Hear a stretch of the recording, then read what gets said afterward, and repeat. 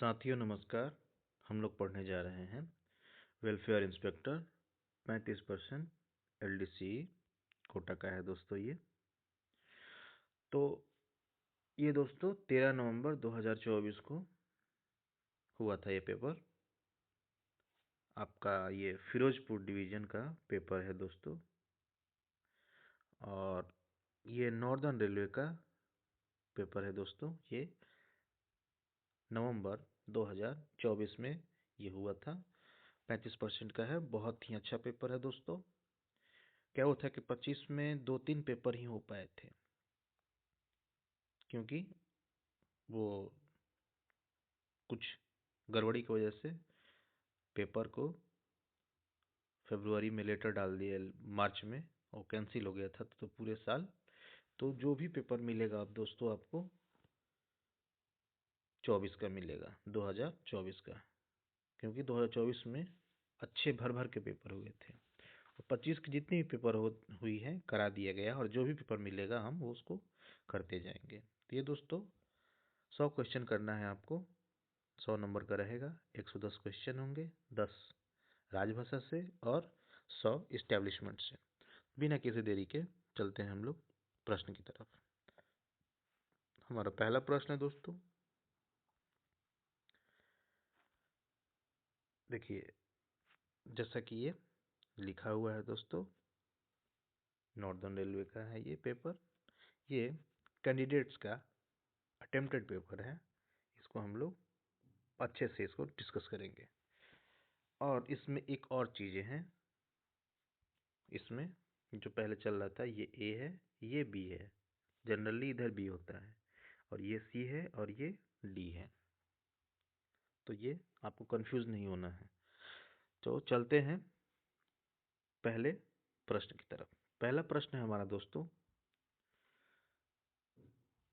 As per IREM periodical revision of standard rent of railway quarters shall be done after how many years। यानी IREM के अनुसार कह रहा है कि जो पीरियोडिकल रिवीजन स्टैंडर्ड रेट के लिए रेलवे क्वार्टर के लिए होता है, वो कितने साल के बाद पीरियोडिकली किया जाता है। तो दोस्तों प्रश्न संख्या 1 का आंसर है बी, हर 3 साल बाद इसे किया जाता है दोस्तों। प्रश्न संख्या दूसरा है दोस्तों, आज इसमें देख एक IREM Indian railway establishment manual. Next question दोस्तों हमारा कि the period of hospital leave combined with any other type of leave should not exceed how many months। कह रहा है कि hospital leave combined with any other type of leave should not exceed how many months। तो दोस्तों प्रश्न संख्या 2 का answer होगा सी, 28 months। नेक्स्ट क्वेश्चन है दोस्तों, द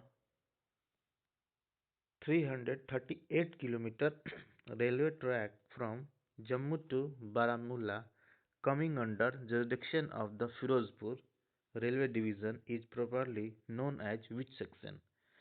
तो दोस्तों ये हमारा USBRL, इसका होता है USBRL होता है दोस्तों। इसका एक होता है जैसे Udhampur Srinagar Baramulla rail link project था दोस्तों। तो ये दोस्तों फिरोजपुर डिवीजन में जो कश्मीर वैली में जो ट्रांसपोर्टेशन की जो सुविधाएं को इजी करने के लिए इस लिंक को, इस प्रोजेक्ट को स्टार्ट किया गया था दोस्तों। तो प्रश्न संख्या 3 का आंसर ए होगा दोस्तों। अगला प्रश्न है, what is the correct expansion of CSBF। CSBF, सी अलग है, सी पहला और लास्ट अलग है, SBF सेम है। तो आपको पकड़ लेना है कि ये SBF से रिलेटेड है। तो प्रश्न संख्या 4 का आंसर होगा central staff benefit fund committee होगा दोस्तों। ये प्रश्न संख्या 4 का आंसर होगा दोस्तों डी। अगला प्रश्न है दोस्तों, oak grove school Jharipani, a prestigious railway boarding school is located near which popular hill station? Hill station की बात कर रहा है दोस्तों। तो तो क्वेश्चन नंबर 5 कह रहा था दोस्तों, oak grove school Jharipani, a prestigious railway boarding school is located near which popular hill station? दोस्तों, ये जो लड़के जो पेपर अटेम्प्ट कर रहे होंगे उनको ये कन्फ्यूजन होता है, तो कंफ्यूज नहीं होना है, याद रखना है ओक ग्रुप है जो दोस्तों झाड़पानी, तो पानी में है नैनीताल, तो इसलिए वो उसका आंसर नैनीताल होगा। आपको ये याद रखना, ये हमेशा प्रश्न में आते रहता है। नेक्स्ट क्वेश्चन हमारा दोस्तों क्वेश्चन नंबर 6 है। क्वेश्चन नंबर 6 को देखते हैं दोस्तों। The PNM system in railway to resolve disputes between recognized labor and administration can be expanded as which of the following? यानी पीएनएम का जो फुल फॉर्म ये कह रहा है, तो परमानेंट नेगोशिएटिंग मशीनरी इसका करेक्ट आंसर होगा दोस्तों। नेक्स्ट है the positive act of selection consisting of both written test and viva voce has not been prescribed for which of the following categories? बिल्कुल सही है। सिलेक्शन जो होता है दोस्तों, जो प्रमोशन होता है वो दो तरह से होता है, एक without conducting viva voce and एक होता है विथ वाइवा वोस, दो तरीके से होते हैं। तो जो टीचर्स होते हैं, जो प्रोटोकॉल इंस्पेक्टर होते हैं, जो रिसेप्शनिस्ट होते हैं, और भी जो साइफर ये सीएलए होते हैं, इनकी जो एग्ज़ाम होती है ना, उसमें जो 20 नंबर का वाइवा रहता है, उनका जो कंस्ट्रक्शन होता है, वेटेज होता है, तो जो 100 मार्क्स का जो क्वेश्चन हुआ दोस्तों, उसका 50% कर दिया जाता है, हाफ, और 30% रिकॉर्ड ऑफ सर्विस, और प्लस 20% दोस्तों वाइवा रहता है। लेकिन और सब एग्ज़ाम में, ये सिलेक्शन की बात कर रही है, सिलेक्शन मतलब डिपार्टमेंटल एग्ज़ाम, डिपार्टमेंटल प्रमोशन की बात हो रही है, ओपन के लिए नहीं हो रही है। तो दोस्तों जो स्टेशन मास्टर का होता है वो 50 और 30 इतना पर ही काउंट होता है। 30 नंबर आपका APR, record of service, award, इस सारे को किया जाता है। कहीं कहीं एपीआर 5 मार्क्स का काउंट किया जाता है जो एक्चुअल उसका नंबर है, और कहीं कहीं 10 नंबर का वेटेज दिया जाता है, उसको दोगुना कर दिया जाता है। नेक्स्ट क्वेश्चन दोस्तों, concept of anticipated vacancies in the context of selection should be deemed to be cannot the vacancies arising due to the which of the following? तो कह रहा है कि किस तरह के जो सिलेक्शन में जब भी वैकेंसीज को काउंट किया जाता है, तो किस तरह के वैकेंसीज को लिया जा सकता है। तो दोस्तों पहला है हमारा कि सुपर एनुएशन, दूसरा है वीआरएस, तीसरा है स्टाफ प्रोसीडिंग ऑन डेपुटेशन। तो प्रश्न संख्या जो हमारा 8 है दोस्तों, इसका आंसर होगा डी। ये तीनों तरह की वैकेंसीज काउंट की जाती है। इसमें होता है अपकमिंग जो वैकेंसीज हैं, नेक्स्ट जो वैकेंसीज के लिए जो टाइम ड्यूरेशन होता है, कि एक प्रश्न आता है कि कितने आगे तक की वैकेंसी को अपकमिंग मतलब नेक्स्ट आने वाले वैकेंसी को लिया जाता है। तो दोस्तों तो वो 15 महीने का वो लोग एक्स्ट्रा मान इन फ्यूचर का वो ध्यान में रख कर चलते हैं कि 15 महीने में और कौन कौन सी वैकेंसियाँ हो सकती है। सुपरविनेशन हो सकता है, वीआरएस हो सकता है, और जो जो डिपुटेशन पे स्टाफ गए हैं उनको भी फिल किया जाता है, ये सारी चीज़ें। तो अपकमिंग वैकेंसी, करंट वैल्यू, और जो अभी आपका वैकेंसीज है, एग्जिस्टिंग वैकेंसीज, ये तीनों को काउंट करके चला जाता है। तो ये हमेशा क्वेश्चन आते रहता है दोस्तों। प्रश्न संख्या हमारा अगला है दोस्तों 9। What is the current DA rate affective from 1 जुलाई 24? तो उस समय का दोस्तों ये 53 था। लेकिन अभी क्या है दोस्तों, अपना अभी 58% है। हम लोग का जनवरी में एक और होगा जिसका मार्च में आपका किया जाएगा। नेक्स्ट क्वेश्चन है दोस्तों हमारा 10 नंबर। तो 10 नंबर को देखते हैं। According to a latest circular of railway board which activity combined with surrender will constitute manpower rationalisation. यानी कह रहा है कि लेटेस्ट जो सर्कुलर आया था रेलवे बोर्ड का, उसके अनुसार जो कह रहा है कि अगर सरेंडर जो होगा, मैन पावर को सरेंडर किया जाता है, वो मतलब जो कंस्टिट्यूट होगा मैन पावर का, वो किस प्रकार से होगा, तो उसका एक नाम दिया गया है दोस्तों। प्रश्न संख्या 10 का आंसर होगा दोस्तों डी, रीडिस्ट्रीब्यूशन ऑफ पोस्ट। यानी पदों को पुनः बांटने या बंटवारा किया जाएगा और उसी में जो भी एक्स्ट्रा पोस्ट होंगे उसको सरेंडर किया जाएगा और मैन पावर को पुनर्नियोजित किया जाएगा। नेक्स्ट क्वेश्चन है हमारा, unfilled vacancies of one quota में be diverted to another quota. ये है 2014 का नियम आया था। तो rule of railway board which of the following denotes correct sequence diverging among promotion quota, direct recruitment quota, LDC, GDC. तो देखिए, एक होता है दोस्तों डीआर कोटा, डायरेक्ट रिक्रूटमेंट। एक होता है दोस्तों पीक्यू कोटा, पीक्यू कोटा हो गया आपका। अब इसमें क्या होगा दोस्तों, डायरेक्ट रिक्रूटमेंट तो डायरेक्ट रिक्रूटमेंट होगा ही। अब पीक्यू में होता है, पहले पीक्यू जो प्रमोशन कोटा होता है उसमें 3 तरह के होते हैं। एक होता है जैसे एलडीसी, जो आपका वेलफेयर इंस्पेक्टर का है, तो इसमें जो पीक्यू कोटा होता है दोस्तों वो 50% होता है, 50% होता है। उसके बाद जो, अगर पहले क्या होगा, पीक्यू कोटा होगा, उसके बाद आपका एलडीसी कोटा होगा। एलडीसी कोटा जो होता है, जो अभी एग्जाम हम लोग जिसको अटेम्प्ट कर रहे हैं दोस्तों, ये 35% होता है। अगर पीक्यू कोटा का फॉर्म निकला, नहीं भरा, तो ये एलडीसी में डाइवर्ट नेक्स्ट ईयर किया जाना चाहिए। अगर एलडीसी में भी अगर वो पोस्ट नहीं भरा दोस्तों, तो वो होता है जीडीसी में। लेकिन जीडीसी की वैकेंसी जो होती है दोस्तों, वो 25% जिसकी डायरेक्ट रिक्रूटमेंट कोटा होती है, उसी की जीडीसी वैकेंसी ली जाती है दोस्तों। अगर जीडीसी में भी वो सीटें नहीं भरी, तो उसको डीआर कोटे में ट्रांसफर किया जाता है।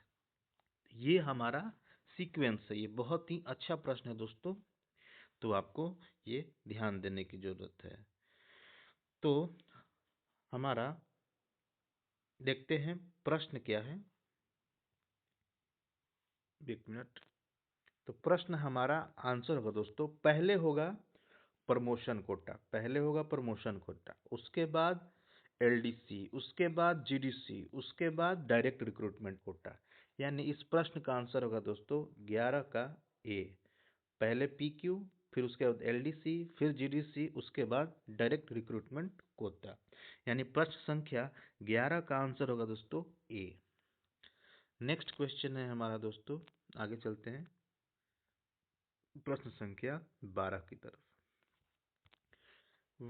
नेक्स्ट क्वेश्चन है, व्हेन टू और मोर candidates are declared to be equal merit at same examination selection, their relative seniority is determined by which of the following। यानी कह रहा है कि जब दो या दो से अधिक कैंडिडेट इक्वल मेरिट पर घोषित किए जाते हैं एक ही एग्जाम में, और उनके जो रिलेवेंट सीनियरिटी होगी वो किसके आधार पर तय की जाएगी।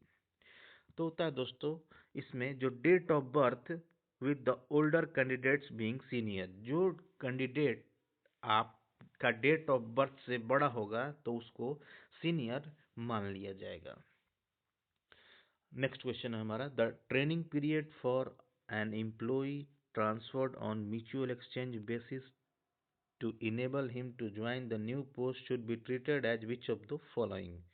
ये कह रहा है the training period for an employee transferred on mutual exchange basis to enable him to join the new post should be treated at which of the following? Training period for an employee transferred on mutual exchange basis to enable him to join the new post should be treated as which of the following? तो प्रश्न संख्या 13 का answer है दोस्तों leave sorry C सी है ना। प्रश्न संख्या 13 का आंसर होगा दोस्तों बी ऑन ड्यूटी, ये काउंट किया जाएगा। अगला क्वेश्चन दोस्तों HRMS ID of an employee consist of how many letters? तो ये आपका जो HRMS ID होगा दोस्तों उसको आप काउंट कर लीजिए, वो दोस्तों होता है 6 डिजिट का होता है दोस्तों। The IRMS officer shall be recruited through which of the following agencies? दोस्तों ये UPSC द्वारा सेलेक्ट किए जाते हैं, क्योंकि देखिए जो C और D कैटेगरी होती हैं वो आपका RRB रिक्रूट करता है C और D कैटेगरीज में, लेकिन जो B कैटेगरी होता है दोस्तों इसमें ये एग्ज़ाम नहीं होता है, माने इसमें डायरेक्ट कोटा नहीं होती है, ये सारा प्रमोशनल कोटा ग्रुप बी में होती है। और जो ग्रुप ए होता है दोस्तों वो उसका एग्ज़ाम हमारा UPSC कंडक्ट करती है।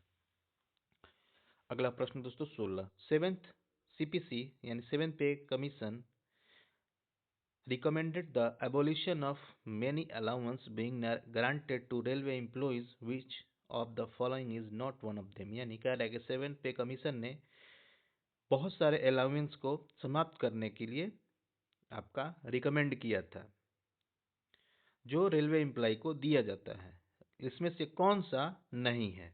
तो प्रश्न संख्या हमारा 16 का आंसर होगा दोस्तों सी नाइट पेट्रोलिंग सॉरी सी सी दोस्तों ऑप्शन सी यहाँ है ब्रेक डाउन अलाउंस। बिल्कुल नाइट पेट्रोलिंग अलग है, कमर्शियल अलाउंस अलग है, क्लोथिंग को ड्रेस कर दिया गया।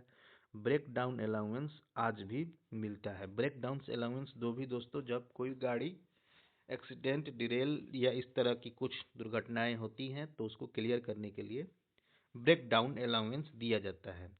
तो ब्रेक डाउन अलाउंस में उसके अलावा अगर जो भी चीज़ें आती है ना दोस्तों, इंजीनियरिंग बहुत सारे विभाग के उसमें कर्मचारी होते हैं तो उसमें भी ये होता है। अगला हमारा प्रश्न है दोस्तों एज पर रेलवे एम्प्लॉय चार्ट और what is the model time for disposing minor penalty DR case? तो प्रश्न संख्या हमारा 17 का आंसर होगा दोस्तों डी। अगर कह रहा है कि DR केस में प्रश्न संख्या हम लोग 17 को देखते हैं अच्छे से। 17 हमारा कह रहा है कि एज पर railway charter what is the model timeline for disposing minor penalty case? तो दोस्तों माइनर पेनल्टी को 31 डेज में जो हमारा एम्प्लॉय चार्टर करता है 2017 का 31 डेज में डिस्पोज कर दिया जाना चाहिए, और ये माइनर पेनल्टी की बात की गई है। अगर यही होता मेजर पेनल्टी होता दोस्तों तो आप क्या करते? तो वहाँ होता है दोस्तों 150 डेज। मेजर पेनल्टी में दोस्तों 31 डेज और माइनर पेनल्टी में 31 और मेजर पेनल्टी में दोस्तों 150 डेज। ये आपका ये हमेशा आते रहता है। नेक्स्ट क्वेश्चन है दोस्तों हमारा कि belated claims of composite transfer grant यानी CTG in case of retired railway employees beyond 2 years only can be sanction by which authority? Okay, आपको अगर रिटायर्ड हुए हैं तो CTG को 6 मंथ्स के अंदर आपको क्लेम कर देना चाहिए, लेकिन उससे अगर ज़्यादा के करते हैं तो वो आपका तो यानी नेक्स्ट 18 का जो आंसर होगा दोस्तों हमारा वो होगा रेलवे बोर्ड। वो चेंज होते रहता है। What is the new generic? क्योंकि ये 2 साल के बाद की बात है ना, इसलिए ये रेलवे बोर्ड के द्वारा किया जाएगा। What is the new generic designation given to guards? जो रीडिस्ट्रीब्यूट किया गया था जो पदों को, तो उसका नाम बदल दिया गया था। जैसे जो रेलवे में जो जो लेवल 1 की पोस्टें थी, उसमें वर्कशॉप असिस्टेंट, ऑफिस असिस्टेंट, इस तरह का नाम दे दिया गया था। तो उसी में दोस्तों हमारे जो गार्ड रहते थे ट्रेन के, goods guard, passenger guard, mail guard, तो उनको दिया जाता था, गार्ड का नाम अभी हो गया है ट्रेन मैनेजर। तो प्रश्न संख्या 99 का आंसर होगा दोस्तों C, train manager. What is the what is a schedule goods train regularly run for picking up and detaching wagons either loaded or empty is called? What is scheduled good trains regularly run for picking up and detaching wagons either loaded or empty called? यानी प्रश्न संख्या 20 का answer दोस्तों ए, जो shunting किया जाता है उसको। नेक्स्ट क्वेश्चन है हमारा दोस्तों, a large number of court cases have been filed by railway employees retired on 31st December on or 30 June. There is a primarily related to which of the following? जैसे क्या हो रहा है कि increment कब लगता है कर्मचारियों को? कर्मचारियों को लगता है 1 जनवरी या 1 जुलाई को। अब उनको रिटायर्ड कर दिया एक दिन पहले 31 दिसंबर को, या 30 जून को। तो वो उन्होंने फाइल किया था, किसके लिए किया था?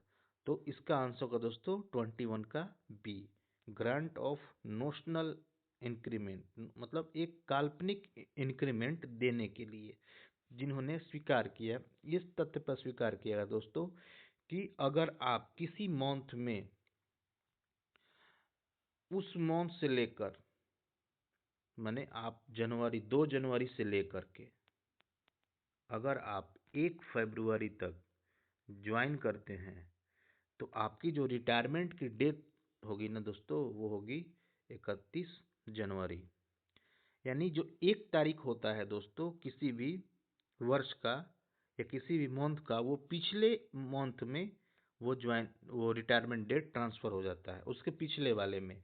तो यही हो रहा था, 1 जुलाई का अगर जो कर्मचारी ज्वाइन करेगा तो वो 31 जुलाई को रिटायर्ड नहीं होगा, वो होगा 30 जून को।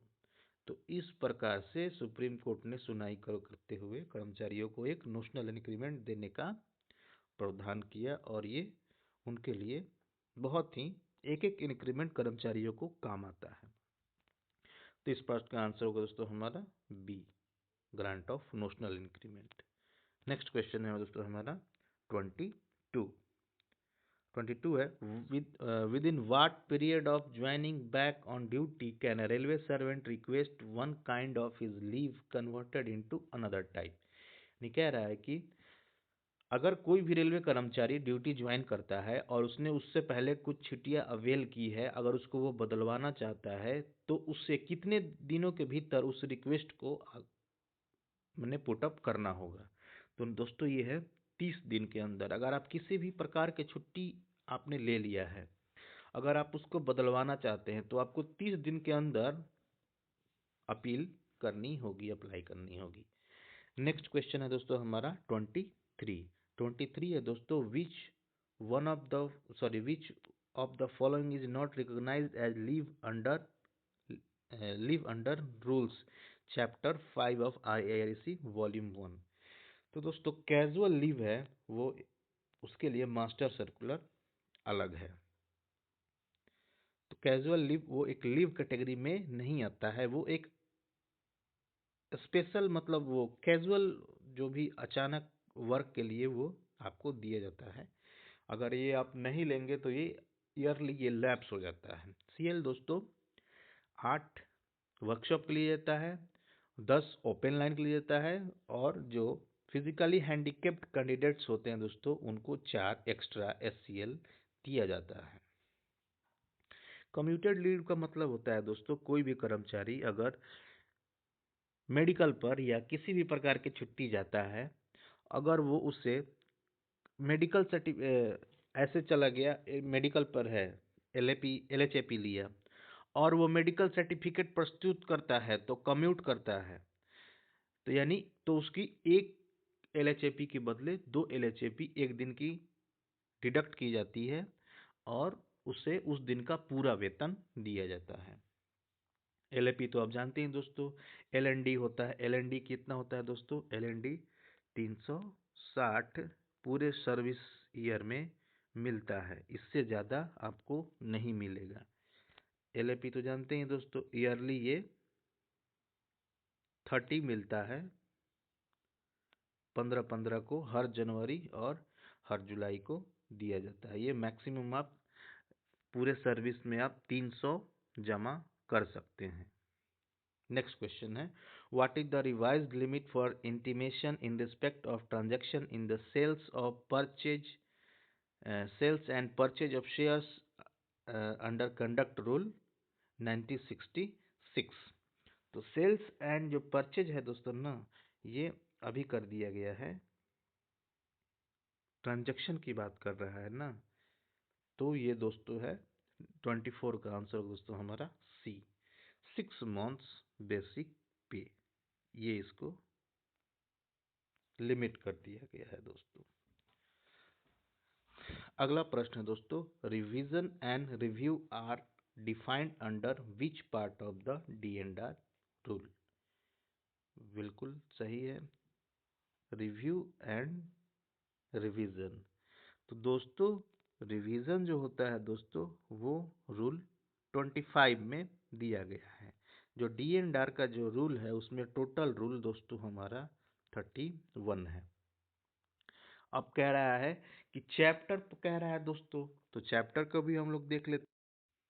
जैसे हमारा 31 रूल है, चैप्टर टोटल है दोस्तों, अगर 31 रूल है तो चैप्टर इसमें टोटल 7 चैप्टर हैं। अब 7 चैप्टर हो गए दोस्तों, तो ये कह रहा है कि जो रिवीजन और रिव्यू है, तो रिवीजन 25 है और रिव्यू दोस्तों 25 का ए में रिवीजन को रूल में इसको डिफाइन किया गया है। तो ये दोस्तों पार्ट 6 में ये आता है, तो ये हमेशा आते रहता है दोस्तों, तो इसको ध्यान देने की आप लोगों को जरूरत है। अगला क्वेश्चन है, to which sector the largest component of staff benefit fund dedicated to?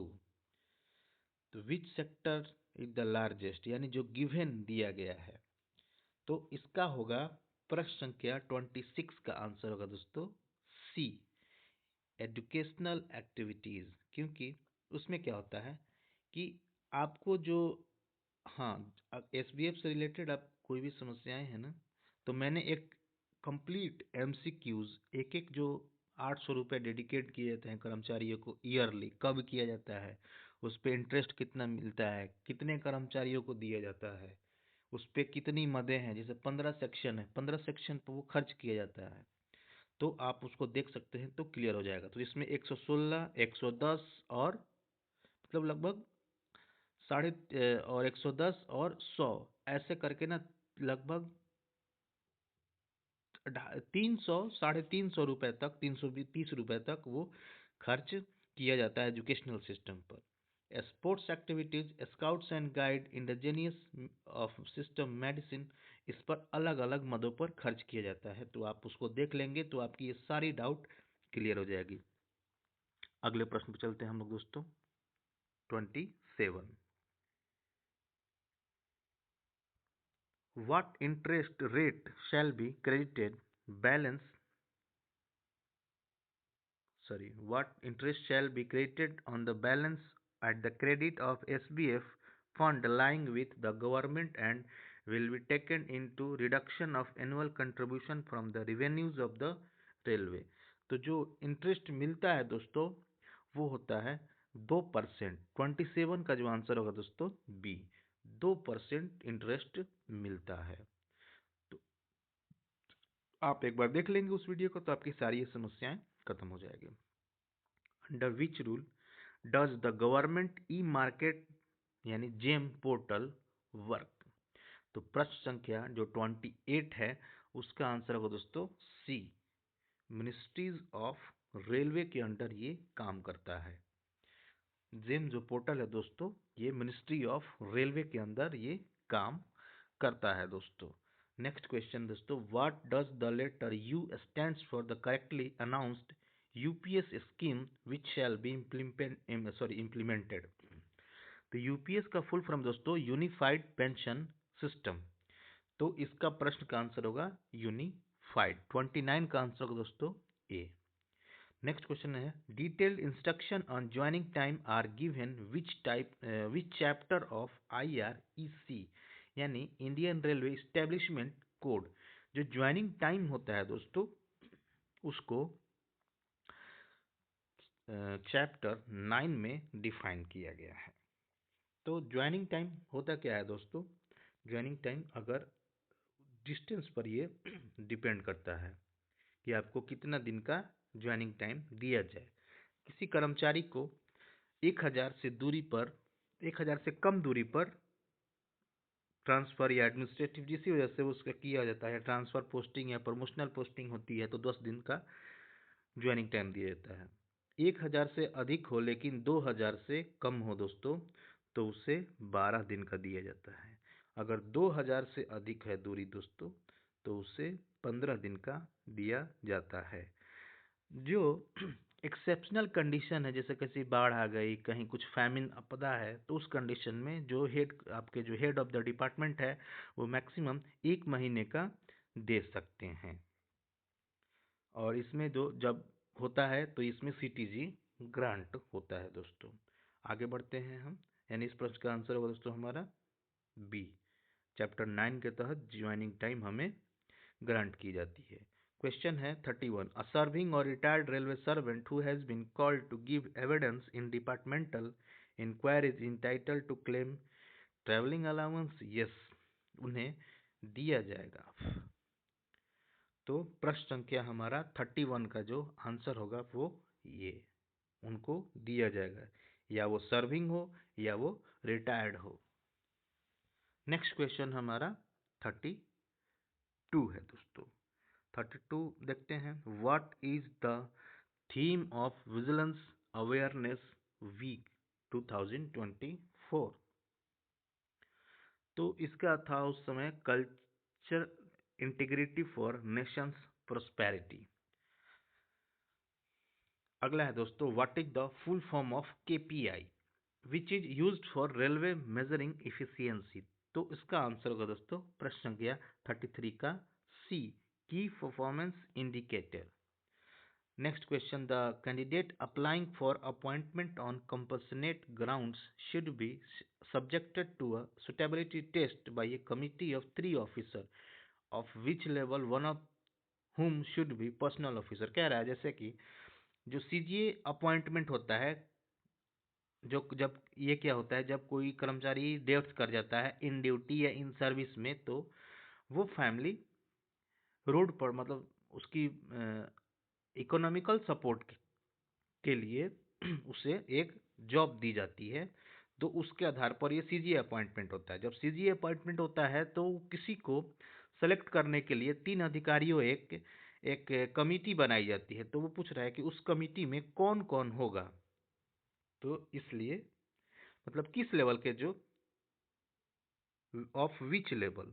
तो इसमें दोस्तों होते हैं, इसमें जो अपॉइंटिंग अथॉरिटी का जो लेवल होता है उसके अनुसार, तो इसमें होता है दोस्तों जो मैक्सिमम जो होते हैं ना, 34 का जो आंसर होगा दोस्तों इसमें हमारा बी, सीनियर स्केल के अधिकारी होते हैं। लेकिन इसमें ये नहीं कह रहा है कि किस लेवल की। अगर लेवल होता ना, जो ऑफिसर कह रहे हैं कि वो तो होगा कि विच लेवल। वेट, तो हमारे इस प्रश्न का आंसर होगा दोस्तों सीनियर स्केल। सीनियर स्केल के जो 3 ऑफिसर होते हैं वो सीनियर स्केल के होते हैं।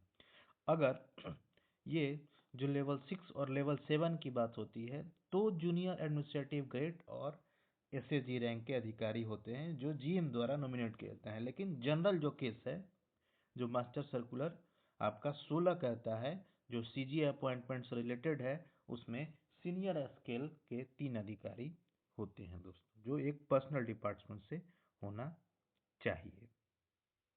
अगला प्रश्न है दोस्तों हमारा 35। In compassionate grounds, a maximum of how many chances to the wards and how many chances to be given by the widow wife, commensurate with their educational qualification, to the post approved by the competent authority। मैंने कह रहा है कि जो CGA जो appointment होता है उसमें किसको कितने मैक्सिमम चांस दिया जाता है, तो मैक्सिमम चांसेस टू वार्ड्स यानी उनके जो बाल बच्चे हैं, उसके जो सगे संबंधी हैं उनको, और जो विडो को कितने मैक्सिमम चांस दिया जाएगा, तो उनके जो वार्ड्स को 3 चांस और उनके विडो को मैक्सिमम 4 चांस दिया जाता है। वो जो चौथा और तीसरा होता है दोस्तों, वो जीएम के अप्रूवल से दिया जाता है दोस्तों। तो प्रश्न संख्या 35 का जो आंसर होगा दोस्तों वो डी। अगला क्वेश्चन दोस्तों हमारा, which of the following statements is are true, यानी कह रहा है कि married daughters are eligible for compassionate ground appointment, ठीक है, और divorce daughters are eligible for appointment on compassionate grounds, यानी कह रहा है 36 कि इसमें क्या होगा, तो married daughters are eligible for appointment on compassionate ground. प्रश्न संख्या जो हमारा है दोस्तों 37, इसका जो आंसर होगा दोस्तों, सॉरी 36 था, जो divorce daughters are eligible for appointment on compassionate ground, तो इसका आंसर होगा दोस्तों 36 का सी, बोथ, दोनों एलिजिबल हैं दोस्तों। नेक्स्ट क्वेश्चन है, which of the following statements are true, GM is empowered to considered CGA appointment in level 6, बिल्कुल सही है। DRM is empowered to considered and decide CGA up to level 6 having where DR quota is up to 25% और less, तो इसका 37 का जो answer होगा दोस्तों डीआरएम सीजीए। तो बोथ आंसर होगा दोस्तों, पहले जीएम को एट्रीब्यूट था, बाद में इसको चेंज करके डीआरएम और सीडब्ल्यूएम को भी कर दिया गया है। नेक्स्ट क्वेश्चन है, what is the per capita contribution in annual grant towards SBF, तो ये दोस्तों पर ईयर 800 रुपीज दिया जाता है। नेक्स्ट क्वेश्चन है दोस्तों हमारा 39, विच of the following is not true, यानी the wearing of badge while at work as a token of protest should not be interfered with unless the badge having inscription or slogan। अब किसके against होगा, which may offend India's interest in sovereignty and integrity, which may offend public order and decency or morality, which may amount to contempt of court, which are black in color। तो दोस्तों which of the following is not true, तो जो 39 का answer होगा दोस्तों वो होगा D, black in colour है और उस पे कोई इस टाइप का जो इंस्क्रिप्शन है, ये जो ए बी और सी कह रहा है, अगर इस प्रकार का नहीं होगा तो ये आप चल सकता है, बैच चल सकता है, लेकिन अगर ऐसा लिखा होगा तो नहीं चलेगा, इसलिए 39 का आंसर होगा दोस्तों डी। अगला क्वेश्चन है दोस्तों 40, which of the following statements are true with respect to Railway Service Conduct Rule 1966? Free transport, boarding, lodging or other services are or any other pecuniary advantage are considered as gift. Next, a casual meal, lift or other social hospitality shall be considered as gift। तो next जो 40 का जो answer होगा दोस्तों हमारा वो होगा ए, यानी जो पहला लाइन है कि free transport, boarding, lodging and other pecuniary advantage are considered as gift, लेकिन जो दूसरा होगा कैजुअल मील, लिफ्ट और other social hospitality shall not be considered as gift. Next है दोस्तों हमारा 41, the last date of filing immovable property return every year is 31 January. तो इसे कौन फाइन करता है दोस्तों? तो जो भी सुपरवाइजरी कैडर है लेवल 6 से ऊपर वो फाइल करता है। Which of the following statements are true with respect to railway service conduct rule 1966? पहला है, no railway servant shall employed to work any child below age of 14। ये दोस्तों 22 का ए रूल कहता है।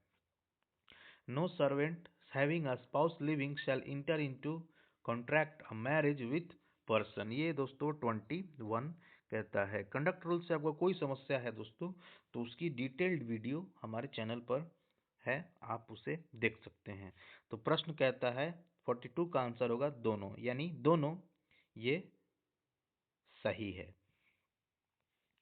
अगला क्वेश्चन है, Indian railway institute of signal engineering and telecom is situated in which city? तो दोस्तों ये सिकंदराबाद में है।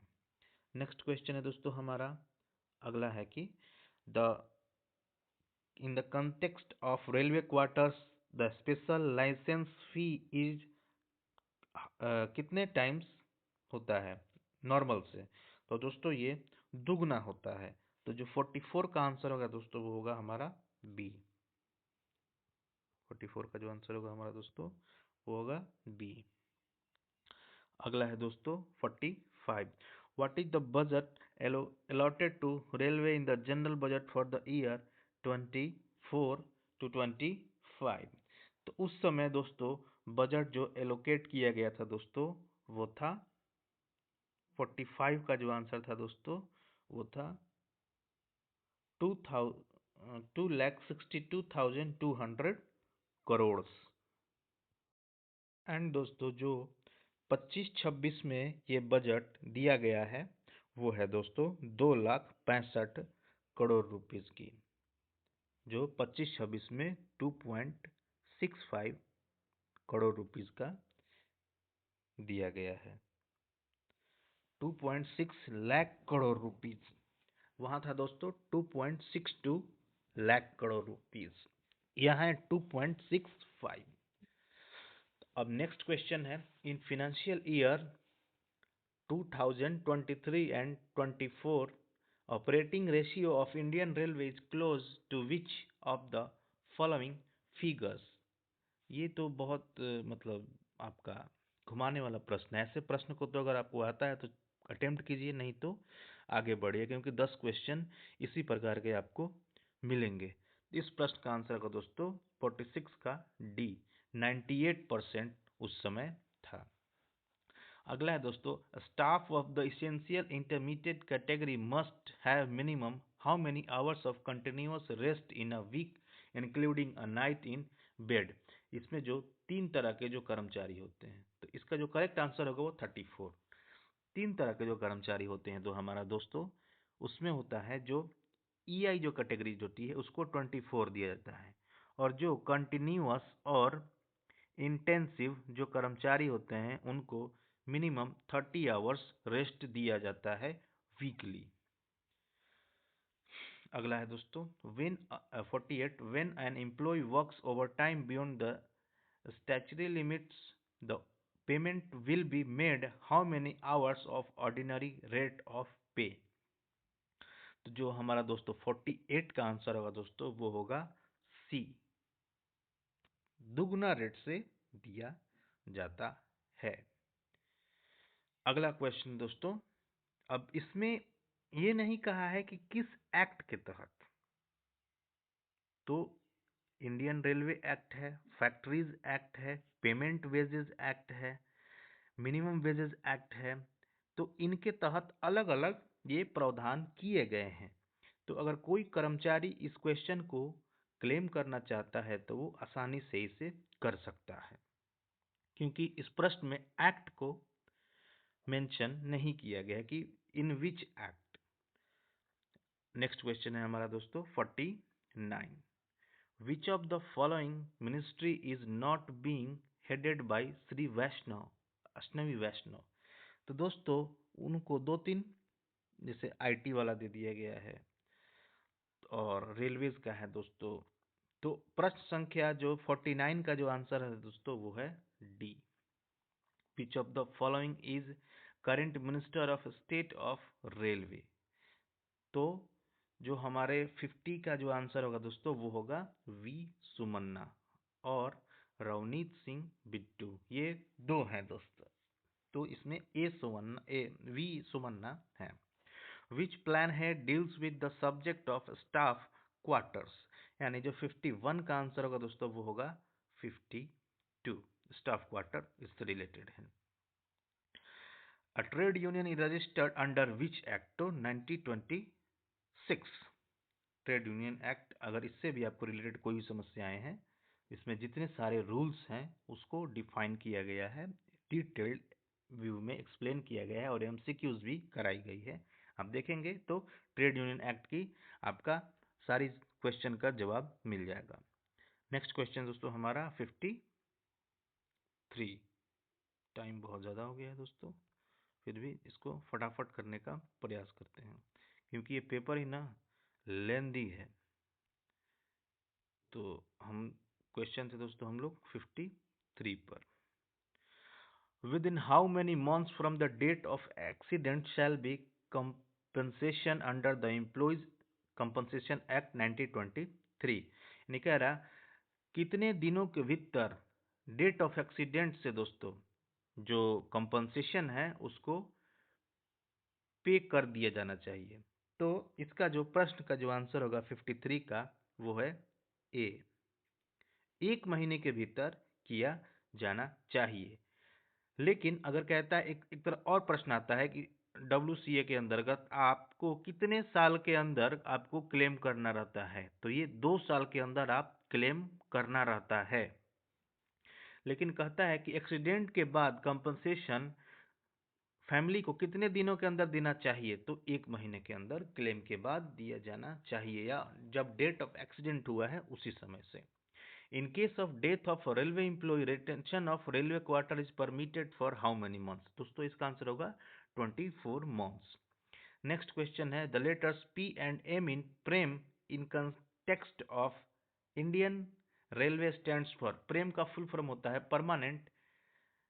Participation of railway employees in management, तो पार्टिसिपेशन होगा और मैनेजमेंट होगा पी और एम का।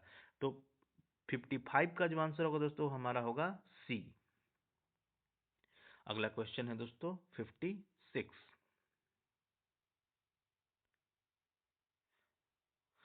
Privilege passes entitled for a widow is how many the number of passes entitled to the deceased employee। तो दोस्तों ये हाफ दिया जाता है। अगर किसी कर्मचारी को उसे 6 पास दिया जा रहा था जो ऑफिसरों को दिया जाता है तो उसे हाफ दिया जाएगा। अगर उसे 3 पास मिलता है दोस्तों तो उसे 1 सेट दिया जाएगा। लेकिन अगर जो पेंशनर हैं तो उनके लिए भी ये होता है, उनके विडो को इतना मिलता है। नेक्स्ट क्वेश्चन है विच standard form is prescribed for order of revocation of supreme suspension order.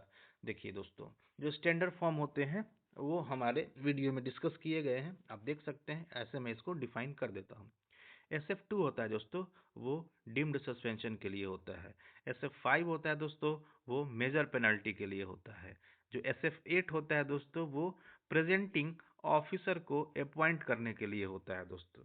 और जो SF4 होता है दोस्तों वो हमारा सस्पेंशन को रिवोक करने के लिए होता है, यानी रद्द करने के लिए होता है। यानी प्रश्न संख्या जो 57 होगा उसका आंसर होगा दोस्तों बी, SF4। नेक्स्ट क्वेश्चन है for which medical category are the staff and welfare inspector tested, तो उनकी C1 मेडिकल कैटेगरी होती है दोस्तों। तो ये हमारा बहुत ही महत्वपूर्ण प्रश्न है, ये हमेशा आते रहता है। Who is the current director of DGHR यानी director general of human resource at railway board. तो दोस्तों उस समय थे ये हमारे प्रश्न संख्या जो 58 का जो आंसर है दोस्तों, 59 का जो आंसर है वो है सी। उस समय थे राजा गोपाल, 2024 में। लेकिन अभी हैं दोस्तों अरुणा नायर। अरुणा नायर अभी हैं आपकी DGHR। ये जनवरी 2026 में इनको अपॉइंट किया गया है। अगला प्रश्न है दोस्तों, as per factories act after how many year should the factory premises be painted and refurbished. दोस्तों तो एवरी 5 ईयर्स ये किया जाता है। फैक्ट्री एक्ट का भी डिटेल्ड वीडियो है, आप देख लेंगे तो फैक्ट्री एक्ट से सारे क्वेश्चन आपको आसानी से सॉल्व किए जा सकते हैं। उसमें 2 क्वेश्चन आता है, वाइट वॉशिंग 14 महीने के बाद होता है, और जो पेंटिंग होता है वो हर 5 साल पे किया जाता है। नेक्स्ट क्वेश्चन दोस्तों हमारा 61, for a post surrender as result of work study report. बिल्कुल सही है, पोस्ट सरेंडर किया गया है किसकी वजह से, वर्क स्टडी रिपोर्ट के। तो how much part of money value is credited to railway board. तो दोस्तों ये 15% किया जाता है। अगर नॉर्मल केस में जो सरेंडर होता है तो उसकी जो पोस्ट की डिस्ट्रीब्यूशन होती है दोस्तों 50 प्लस 25 प्लस 25 ऐसे 100% का होता है। तो 50% डिवीजन में जाता है, 50% हेड क्वार्टर यानी जोन को जाता है मनी वैल्यू, और 50% रेलवे को हो जाता है नॉर्मल केस में। लेकिन जहां वर्क स्टडी होता है दोस्तों तो वहां पर 50% डिवीजन को जाएगा, 35% जाएगा आपका जोन या हेड क्वार्टर को, और 15% जाएगा दोस्तों ये आपका रेलवे बोर्ड का। तो इस प्रश्न का जो आंसर होगा दोस्तों 61 का जो आंसर होगा दोस्तों वो होगा सी। 61 का जो आंसर होगा दोस्तों 61 का जो आंसर होगा दोस्तों इसमें होगा डी, 15%। नेक्स्ट क्वेश्चन है दोस्तों हमारा, what is the rate of training allowance admissible to instructors in training establishment यानी non gazetted in Indian railway. तो जो 62 का आंसर होगा दोस्तों वो होगा बी, 12%। जो नॉन गजेटेड होते हैं उनको मिलता है 12%, जो गजेटेड होते हैं दूसरों को मिलता है 24%।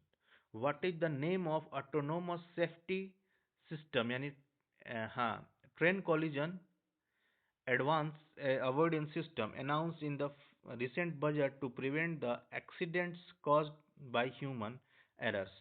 तो प्रश्न संख्या 63 का जो आंसर होगा दोस्तों कवच।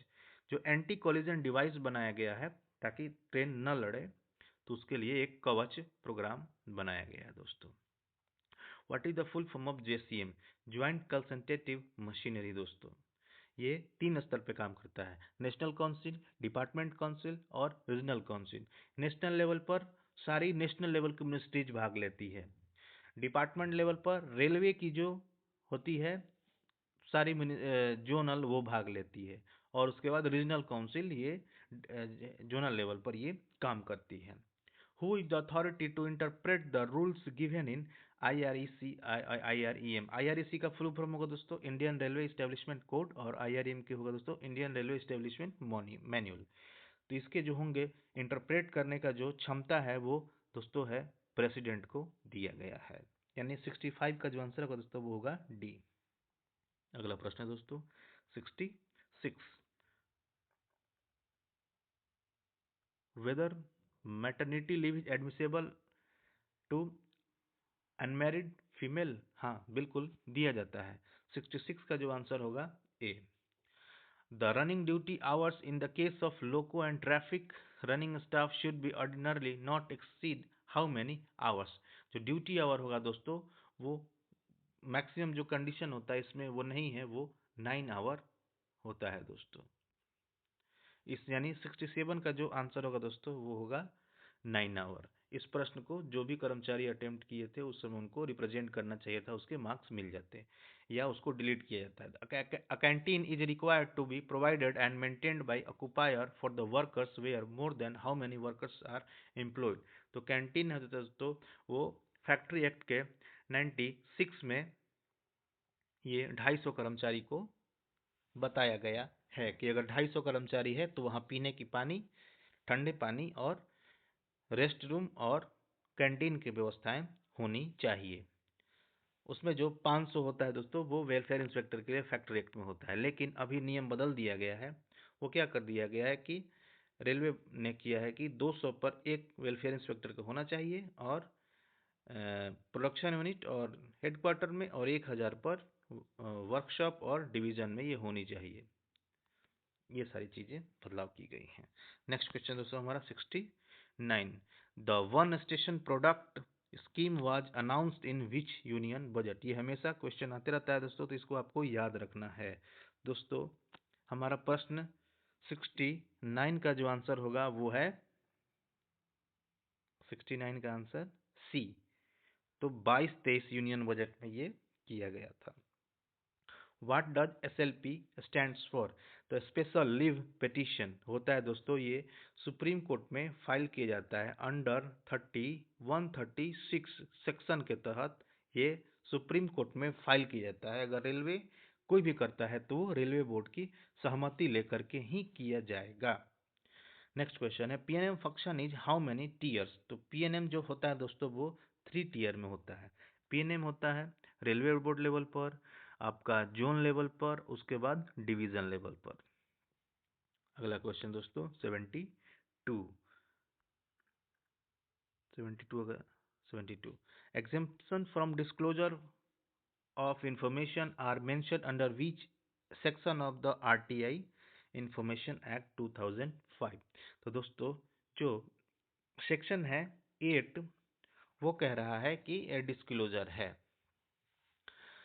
और आरटीआई से रिलेटेड सारे सेक्शन को डील किया गया, आप उसे देख सकते हैं। वीडियो लंबा हो रहा है, नहीं तो इसको मैं एक्सप्लेन कर देता। What is the joining time permissible if distance between old and new headquarters is more than how many kilometres and air travel to involve? जहाँ एयर ट्रैवल इन्वॉल्व होगा और 2000 किलोमीटर से अधिक होगा तो वहाँ दोस्तों 12 दिन ही आपको मिलेगा। अगर एयर इन्वॉल्व नहीं होता तो आपको 2000 किलोमीटर के लिए 15 दिन की दी जाती।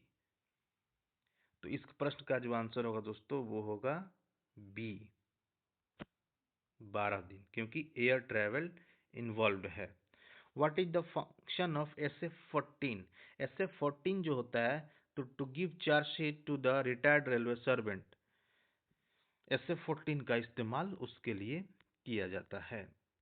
अगला प्रश्न है दोस्तों हमारा 75, running staff should not have taken alcohol at least how many hours before signing on duty? तो 8 आवर्स। प्रश्न संख्या 75 का आंसर होगा सी, ये कंडक्ट रूल 22 कहता है। What is the contribution of employ towards the new pension? तो अगर पूछेगा एम्प्लॉय का होगा 10% बेसिक ऑफ डीए। अगर ये कहता गवर्नमेंट तो उसका होता 14% बेसिक प्लस डीए। तो प्रश्न संख्या 76 का आंसर होगा दोस्तों B. Next question, monthly contribution towards the GIS scheme यानी group insurance scheme by a group C employee is, तो हाउ मेनी? तो ग्रुप सी कितना ये कंट्रीब्यूट करता है 77 का दोस्तों, तो वो 60 रुपीज़ कंट्रीब्यूट करता है। वेट, जो दोस्तों होता है जो ग्रुप सी कर्मचारी करता है वो होता है 30 रुपीज़। जो ग्रुप बी कर्मचारी होता है दोस्तों होता है वो 60 रुपीज़। जो ग्रुप ए कर्मचारी होता है वो 120 रुपीज़ होता है। अगला क्वेश्चन दोस्तों 78, यानी प्रश्न संख्या जो 77 का आंसर होगा दोस्तों वो होगा सी। नेक्स्ट क्वेश्चन दोस्तों हमारा 78, विच of the following is not feature of a unified pension scheme announce इन 2024? तो जो 78 का आंसर होगा, जो ऑप्शन है हमारा, employees will under UPS will receive pension equal to 50% of their basic salary over 12 months, पहला सही है। दूसरा है in case of pensioner death family will receive 60%, ये भी सही है। The scheme guarantees a minimum pension 10,000 रुपये per month retirees who have completed 10 at least year of service, ये भी सही है। नेक्स्ट क्वेश्चन है the lump sum payment received by the employment of retirement will reduce to guaranteed pension that effect. नहीं, lump sum payment पर ये नहीं होगा। तो जो 8 का जो आंसर होगा दोस्तों वो होगा डी। लमसम आपको दिया जाएगा, आप जो विड्रॉ करते हैं उस पर ये होगा। तो ये प्रश्न संख्या 78 का आंसर होगा D. What is the non practice allowance NPA of a doctor whose pay is 80,000। तो प्रश्न संख्या 79 का जो आंसर होगा दोस्तों वो होता है 20%। तो वो होगा प्रश्न संख्या 79 का होगा, वेट, प्रश्न संख्या हमारा 79 का जो आंसर होगा दोस्तों वो 80,000 का जो 20% होगा वो होगा 16,000 रुपये। Next question, which of the following is not a minor penalty under D and R rule. तो माइनर पेनल्टी कह रहा है कि नहीं है, तो censure, withholding of promotion, specific period, और तो जो सी है जो वार्निंग है दोस्तों वो एक डिसिप्लिनरी प्रोसेस है, तो वो है माइनर पेनल्टी, वो नहीं है दोस्तों। नेक्स्ट क्वेश्चन है दोस्तों 81। 81 है दोस्तों, manpower planning facilities which of the following, यानी मैन पावर प्लानिंग फैसिलिटीज का मतलब क्या है, surrender of post, right sizing of departmental, timely promotion. तो ये दोस्तों इसका आंसर होगा D, all of the above. Where is the Gati Shakti विश्वविद्यालय लोकेटेड, 82 का आंसर होगा दोस्तों वो होगा Vadodara. Who heads the vigilance organisation in railway zones, तो दोस्तों SDGM, sub deputy general manager.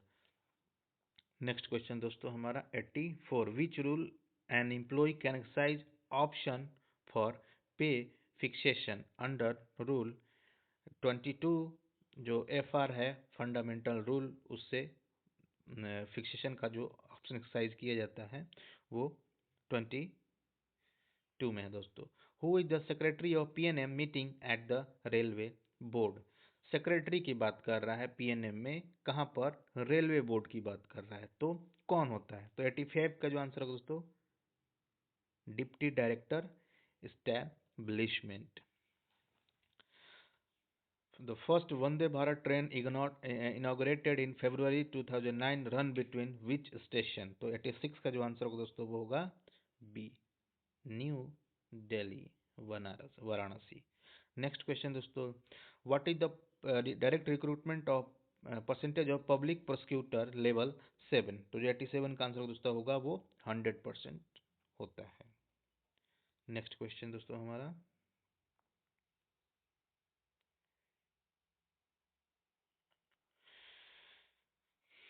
What is the प्रधानमंत्री श्रम योगी मनधन स्कीम। ये तो बहुत ही आउट ऑफ सिलेबस क्वेश्चन है, करंट अफेयर्स पूछ दिया है, स्मॉल लोन्स फॉर वर्कर्स के लिए आया था दोस्तों। How much ex gratia lump sum is provided if railway employ dies due to an accident in the course of performing his official duties. तो दोस्तों 25 लाख होता है। इसके अलग अलग 35 लाख भी होते हैं और 45 लाख भी होते हैं। तो जो बॉर्डर एरिया में या टेरर अटैक में ये सारी होती है तो उसको या टफ लोकेशन पर डेथ होती है तो 35 मिलता है।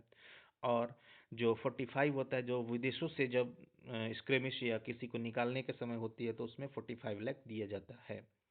How many maximum partial withdrawals are permissible under NPS scheme. तो ये दोस्तों अब पहले था, इस प्रश्न का जो आंसर होगा दोस्तों वो होगा 90 का B, 3 times. What is the quantum of reservation admissible to PWD in promotional post. तो दोस्तों वो 4% होता है, वो हॉरिजेंटल रोस्टर में ये आते हैं। विच of the following is not an NTPC post. Station master है, ट्रेन मैनेजर है, एएलपी नहीं है, ये अलग आता है। कमर्शियल सीसी टीसी है। Amount of annual taxable income exempted from income tax as per latest design। तो अभी दोस्तों हो गया है 12 ब्लॉक हो चुका है, अब चेंज हो गया है।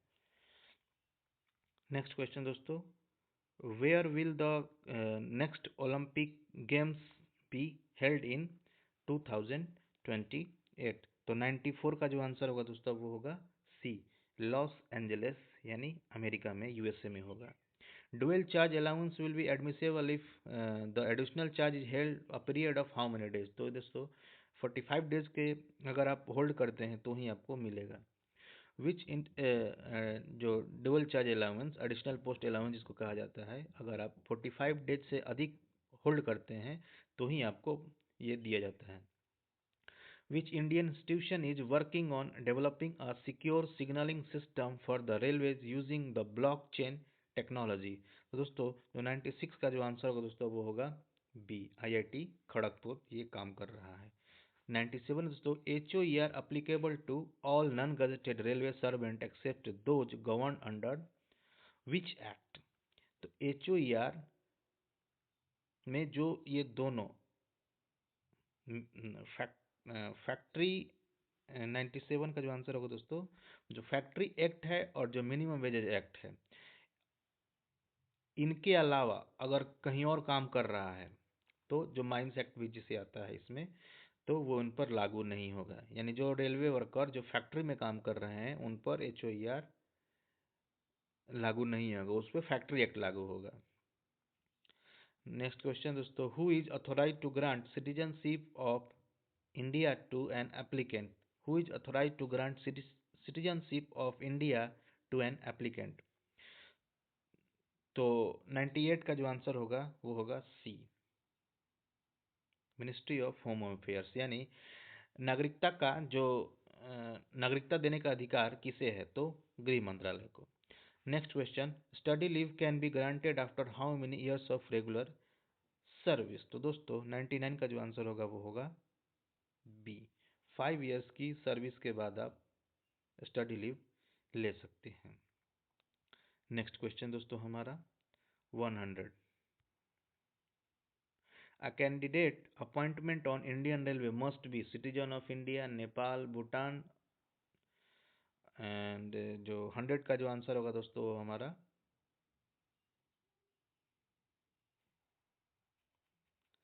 Both 1 and 2। सब्जेक्ट्स और भूटान भी आता है दोस्तों, तो 1 2 3 होगा। सिटीजन ऑफ बांग्लादेश होने की जरूरत नहीं है। तो इस प्रश्न संख्या जो है हमारा, इसका जो इसमें से कोई ऑप्शन नहीं है, तो इसका जो ए बी और सी तीनों होना चाहिए।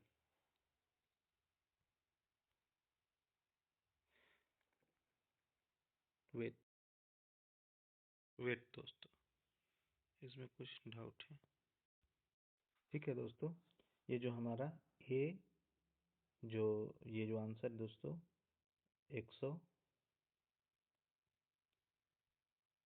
100 का वो होगा ए बी और सी दोनों होगा, तीनों होगा, इसमें कोई भी ऑप्शन नहीं है।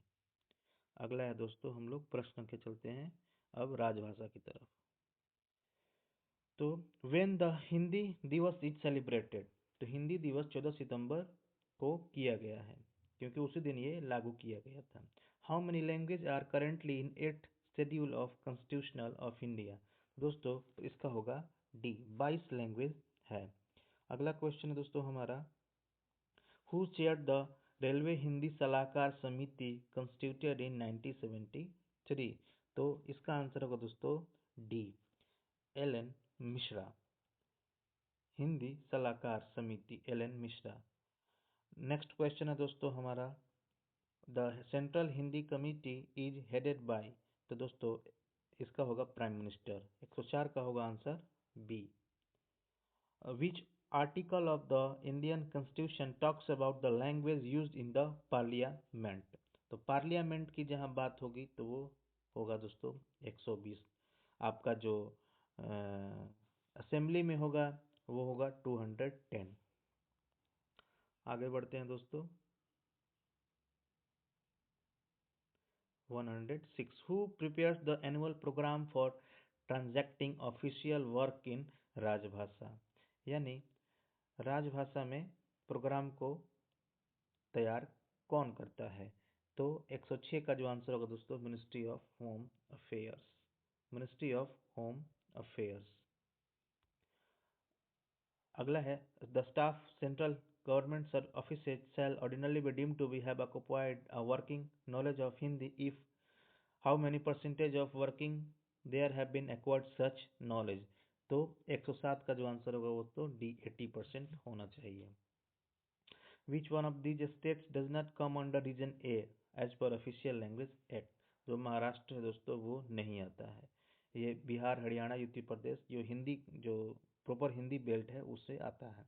Which of the following document is not covered under section 3(3) of the official language act 1963।